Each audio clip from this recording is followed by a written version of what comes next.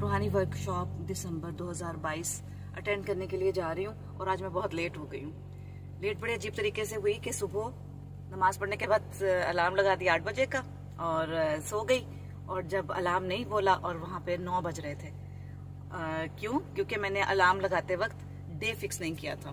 آپ لوگ ایسی غلطی نہ کیجیے گا.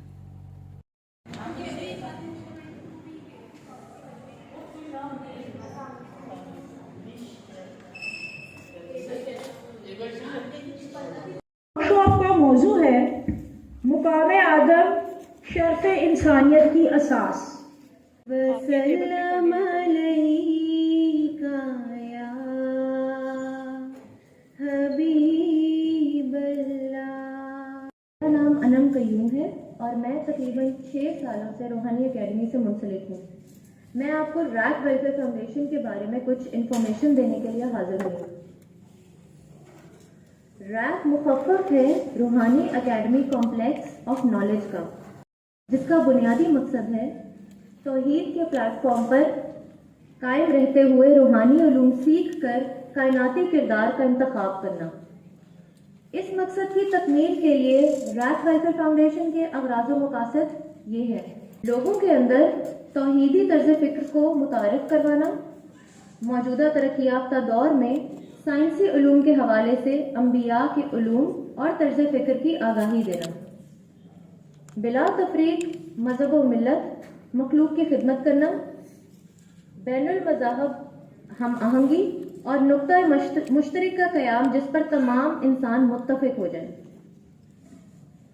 روح کی صلاحیتوں کو بیدار کر کے ملائکہ اور رجال الغیب تک رسائی حاصل کرنا, لائبریریز کا قیام, روحانی اور اخلاقی قدروں کے قیام کے لیے تعلیمی سیمینار, ورکشاپس اور کانفرنسز کا انعقاد, مختلف مقامات اور حالات کے مطابق لنگر خانوں, دسترخوانوں اور میڈیکل کیمپس کا قیام, بچوں کو اخلاقی, معاشرتی اور الہامی قدروں سے متعارف کروانا. آدم ایک طرف شرف انسانیت ہے تو دوسری طرف پست انسانیت. انسان چاہے تو کائنات کے لامتناہی سفر کی طرف عروج کرے اور اگر چاہے تو پستی کی طرف یعنی اسفل کی طرف سفر کرے. اللہ تعالیٰ فرماتے ہیں ہم نے انسان کو بہترین ساخت پہ پیدا کیا, پھر ہم نے اسے سب سے نیچے پست ترین حالت میں لوٹا دیا. انسان کے اختیار میں ہے کہ وہ کون سے سفر کا انتخاب کرتا ہے. تو آج کی نشست میں ہم نے یہ دیکھنا ہے کہ جو ہمارا ورکشاپ کا موضوع ہے مقام آدم, تو آدم اگر روح کا عروج حاصل نہیں کر پاتا تو بذات خود ایک المیہ ہے, تو شرف انسانیت کیسے زیر بحث آئے گا؟ سب سے پہلے انسان اپنی ساخت کا مطالعہ کر لے کہ ہماری ساخت ہے کیا. بنیادی طور پہ ہم گوشت پوست ہیں, گوشت کا جسم ہے, اور گوشت جو ہے وہ پروٹین بھی ہے. انگلش میں سے پروٹین کہتے ہیں, نیوکلک ایسڈ بھی کہتے ہیں میڈیکل کی ٹرمینالوجی میں. اور جبکہ جتنے بھی مذاہب ہیں وہ گوشت کو مٹی کہتے ہیں, اور اس کی مثال ہے کوئی آپ میت دفن کریں 6 مہینے بعد کھولے تو گوشت تو بالکل ہی غائب ہوگا, ہڈیاں ہوں گی 2-4 سال بعد وہ بھی صفر ہو جاتی ہیں. تو ہڈیاں کیا ہیں؟ گوشت مٹی ہے, ہڈیاں بھی مرکب ہے مٹی کا, صرف ذرا ان کے مالیکیول جو ہیں ٹھوس ہو گئے, وہ کیلشیم, فاسفورس, گندم اور بہت کچھ ہوتا ہے, میگنیشیم بھی ہوتا ہے وغیرہ وغیرہ. پروٹین کو جیسے میں نے عرض کیا امائنو ایسڈ کہتے ہیں, اور امائنو ایسڈ ہوتے ہیں کاربن, نائٹروجن, آکسیجن, ہائیڈروجن کا مرکب. اور یہ کیا چیزیں ہیں؟ اسے سائنس کی لینگویج میں عناصر کہتے ہیں, ایلیمنٹس. اب تک جو کہا گیا 120 کے قریب ایلیمنٹس دریافت کیے گئے ہیں, جن کے خاک میں آتے ہیں حیوانات, اور حیوانات کا جو ایک قسم ہے وہ ہے انسان. دوسری مخلوق خاک میں آتے ہیں نباتات, یہ جو جتنے بھی وہ ہیں درخت وغیرہ, چاہے چھوٹی سے چھوٹی جڑی بوٹی ہو, یہ بھی خاک ہے. اور تیسری چیز ہے جمادات، جسے مٹی، پتھر، لوہا، کیلشیم، سونا، چاندی وغیرہ وغیرہ کہتے ہیں. یہ مخلوق خاک ہے. اگلی مخلوق ہے مخلوق آتش. ایک یہ مخلوق اس میں جسے ہم جانتے ہیں وہ ہے جنات. یعنی قرآن حکیم میں بھی لکھا ہے کہ ہم نے جنات کو آگ کے ذریعے پیدا کیا. یا جیسے ہم مٹی کی تخلیق ہے، اسی طرح جنات آگ کی تخلیق. اچھا، یہ ایک اور چیز ہے، یہ جو آتش کا مظہر ہوتا ہے وہ سرخ رنگ ہے. تو جہاں سرخ ہوگا وہاں آتش زیر بحث آتا ہے.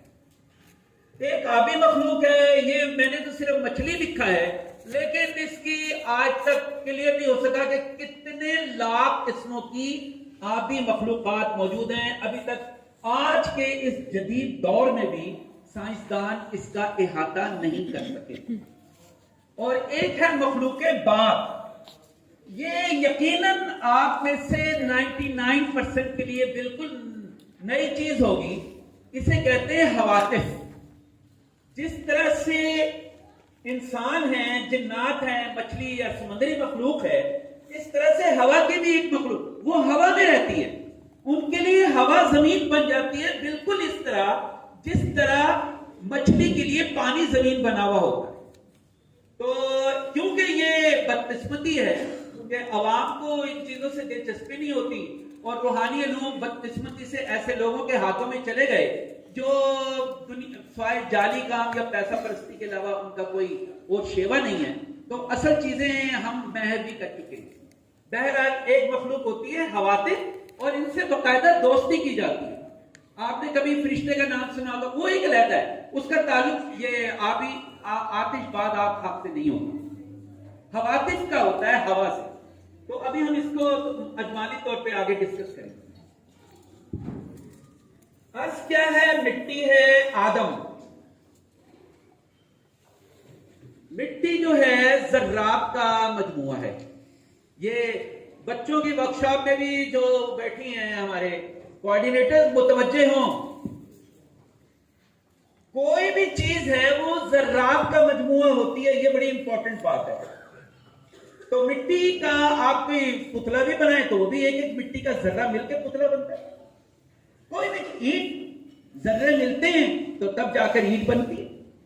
تو مٹی کی صفت ہے، یہ ذرات میں اپنے آپ کو رکھتی ہے. یہ اس قدر اس میں کمیونٹی کا عنصر ہے. مٹی کائنات کا بدماش ہے، غنڈا ہے. دوسرے نمبر پہ غنڈا کون ہے؟ آتش. اور تیسرے نمبر کے غنڈا گرد عناصر جو ہے ہماری قرے پہ وہ ہے ہوا.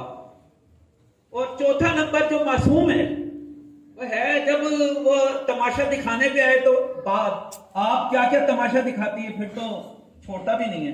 بہرحال اس کا چوتھا نمبر. تو یہ جو کائنات میں اللہ تعالیٰ نے زمین کے لیے جو درجہ بدرجہ ترتیب دی اور تخلیقات کی، تو اللہ تعالیٰ نے شرفا کی ایک فہرست بنائی، ان دا اینڈ بدماشوں کی فہرست بن گئی، اور اس میں مٹی زیر بحث. یہ بڑا امپورٹنٹ ٹاپک ہے جو میں آپ سے ڈسکس کر رہا ہوں. مٹی کی یہ بدماشی یہ ہے، یہ ایک ذرے میں رہنا پسند کرتی ہے اور کہتی ہے مجھے اڑاتے رہو. ہوا کو کہتی ہے مجھے اڑاؤ، پانی کو کہتی ہے میں تیرے ساتھ بھی اٹیچ ہوں. یہ کسی کے ساتھ وفا نہیں کرتی. سب سے زیادہ جو بدتمیز کائنات کی مخلوقات میں سے ہے وہ ہے مٹی. تو لہذا ہوا کیا کرتی؟ اس کے اندر سڑانگ پیدا کرتی، بدبو پیدا کرتی، کیڑے پیدا کرتی ہے نہیں ایسا؟ یہ ہماری تخلیق ہے. ہم یہ تخلیق ہے. ایکچولی مادر رحم میں انسان کئی کروڑ سال کا سفر طے کرتا ہے، جب تک نباتات سے نہ گزرے، مٹی سے نہ گزرے، آتش سے نہ گزرے، جمادات سے نہ گزرے، چھپکلی سے نہ گزرے، سانپ سے نہ گزرے. اس وقت تک وہ انسانی شکل اختیار نہیں کرتا. میں مادر رحم میں کبھی چھپکلی بھی تھا، کبھی نیولا بھی تھا، کبھی سور بھی تھا. شیپ بدلتی ہے 9 مہینے میں. ڈاکٹروں نے میڈیکل سائنس کافی حد تک پہنچی ہے، لیکن ابھی ظاہر ہے روحانی طور پہ تو وہاں نہیں اتنا سامنے آیا. ہر مخلوق جو کرۂ ارض پر موجود ہے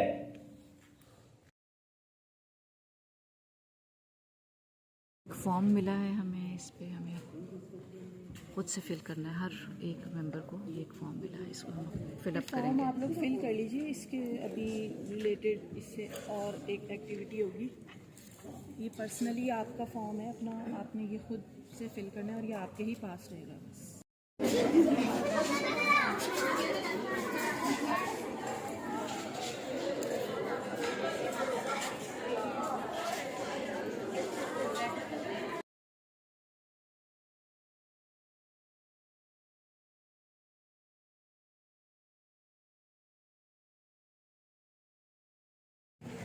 اب ایک یہ ہمیں ایکسرسائز دی گئی ہے، ایک گراف ہے جس کو ہم نے کلر پینسل کے ساتھ فل اپ کرنا ہے.